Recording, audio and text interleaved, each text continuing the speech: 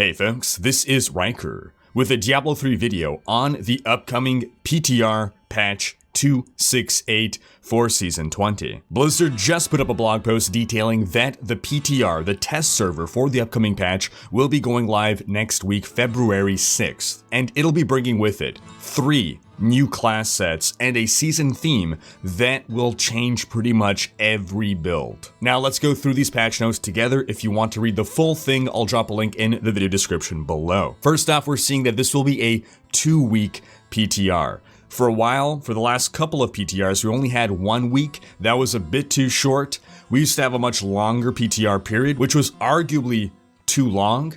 Hopefully, 2 weeks will be just enough time. We'll see. So first off, a couple of changes with patch 2.6.8. Infernal machines and organs are now subject to vacuum pickup.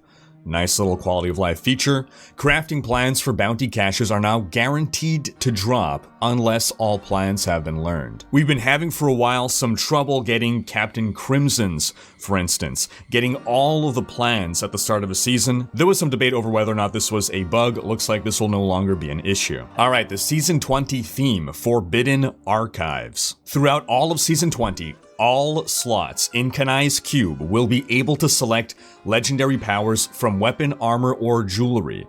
That means you can take 3 weapons, or 3 jewelry, or 3 armor, or any combination thereof. This does not, however, mean that you can stack 3 of the same property. They will not stack. Now, this should result to changes to pretty much every build. Oftentimes with cube powers, you're picking the best option within a category, but if all of a sudden you can pick more than one best option from that category, now you get to choose. Well, do I want to have an additional ring power, or would I rather have an additional weapon power? Do stay tuned for videos in the future once PTR goes live on some new or changed builds because of all this. And leave comments in the video description speculating on what you believe might change. My first suspicion will be that a lot of the armor slots will start to turn into either weapon or jewelry slots, as those tend to have greater impact on damage dealing. For example, builds that could not squeeze in a convention of elements will now be able to do so. Alright, onto some balance changes. And if you haven't seen our video on the dev blog post that went up earlier this week on prospective changes and design philosophy, I encourage you to check that out. Right away here, we're seeing that changes to Crusader are going to nerf that top Crusader build, which was way overperforming as explained in that last video and blog. So the animation for the Fires of Heaven rune can no longer be cancelled early. I stated that I was a bit concerned about their talk about animation canceling, i.e. removing animation canceling, but if it's just this one power, I think that's pretty okay. I don't want it gone throughout the entire game, but this is a good step towards helping balance a very overpowered build. Now let's go into the 3 new class sets. Last season we got 2 new class sets, for Monk and for Crusader. I was expecting another 2 this season, but we're getting 3. Starting with the Barbarian, and again, I thought the Barbarian got its love last season with Whirlwind coming back. That was a tremendous revival of the class after it had been sort of neglected for a while, so this is even more love coming to Barbarians now. The new class set, Horde of the 90 Savages. So already we're knocking out any theories that they were modeling all of the new class sets off of the Angerus Council or the Primevals or anything like that. 2-piece bonus, double the effectiveness of all shouts, feared enemies take double damage. Then 4-piece bonus, each stack of Frenzy reduces damage taken by 5%. Aha, this is a Frenzy Barb build. 6-piece bonus, Frenzy deals 1000% increased damage per stack. Now the last remnant of a Frenzy Barbarian build that was viable was the Legacy of Nightmares Thorns Frenzy Barbarian, and it slowly faded away over the past couple of years. A lot of the community has been asking for a revival of some form of Frenzy Barbarian, so it looks like they are delivering in that regard. Personally, what I'm seeing here is nothing terribly interesting mechanically.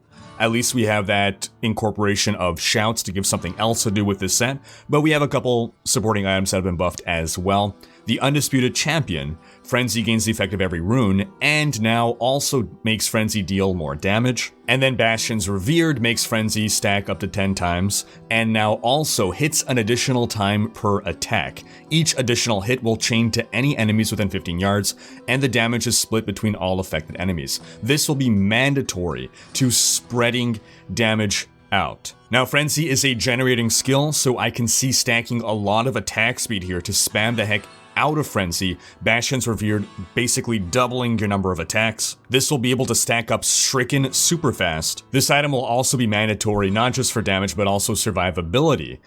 Frenzy stacking up to 10 times, granting 5% per stack, takes us up to that 50% damage reduction that most endgame set builds need to confer. That said, Frenzy stacks die out after 4 seconds, so you have to be constantly chopping in order to keep your damage reduction up. That might be a little bit problematic, but we'll see in practice. Onto the Witch Doctor, we get Mundunugu's Regalia. 2-piece bonus, Big Bad Voodoo now follows you and lasts twice as long.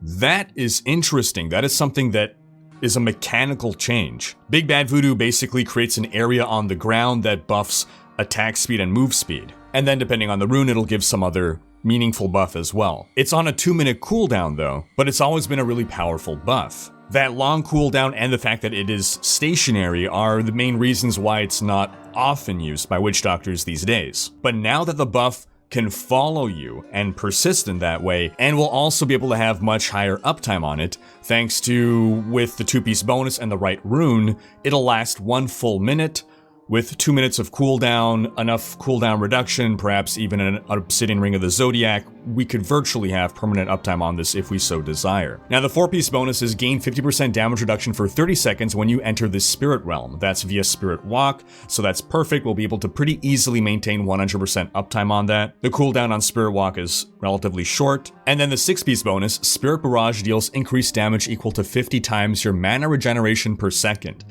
This as well is interesting to me, not so much because it's Spirit Barrage based, because we've had Spirit Barrage Witch Doctors in the past and not terribly long ago. The Legacy of Nightmares Spirit Barrage Witch Doctor was a very strong build. But what's really interesting to me here is that they are tying something to your mana regeneration. All of a sudden now we care about some stat that we can put on gear that we previously did not care about. So now all of a sudden, I can't just use all my old gear. I want to find gear on which I can stack mana regen, and I want to find ways to build up as much mana regen as possible. Then we're seeing a damage buff to the Barber, nothing really new there, just more damage. And Gazing Demise. This is seeing a bit of a change. Each active phantasm now lasts twice as long, increases the damage of Spirit Barrage by even more, and also increases the attack rate of the Manitou Spectres. So these changes here should help bring the Spirit Barrage Witch Doctor back in line with the current power level of the Witch Doctor. That's the main reason that Spirit Barrage fell behind. It was a good build at some point, but now the top Witch Doctors can clear at least 10 GRs higher than Spirit Barrage could have cleared. And then onto the Wizard, the Typhon's Veil. 2-piece bonus, double the duration of Hydras and increase the number of heads on multi-headed Hydras by 2. Say what? Are we actually getting a change to a visual here? So base Hydra, 3 heads, each of the heads is shooting out a projectile. So now we're going from 3-headed Hydras to 5-headed Hydras. And then damage taken is reduced by 8% for each Hydra head alive, as long as there is one available. Each time you take damage, a Hydra heads dies. A Hydra head dies each time you take damage.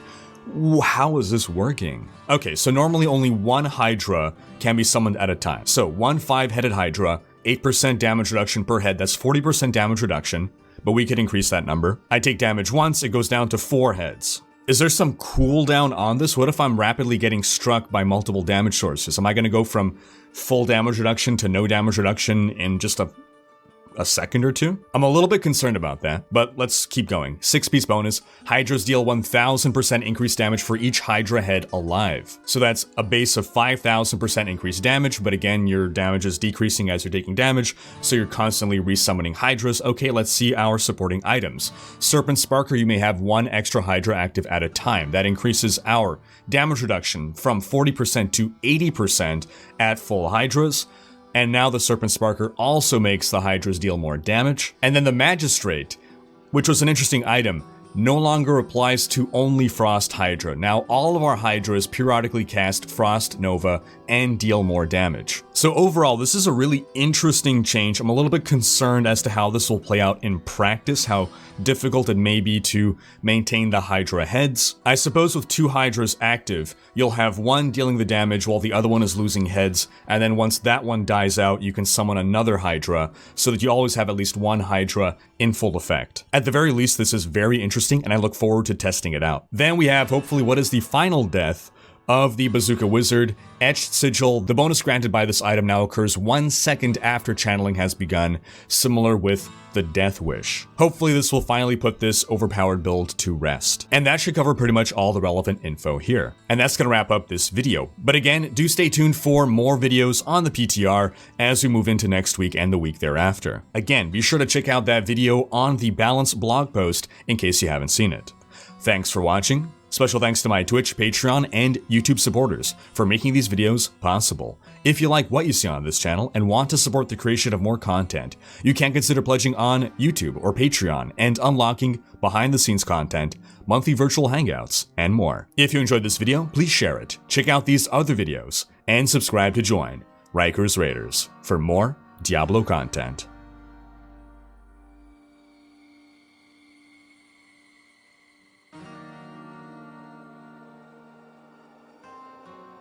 Mundunugu's regalia.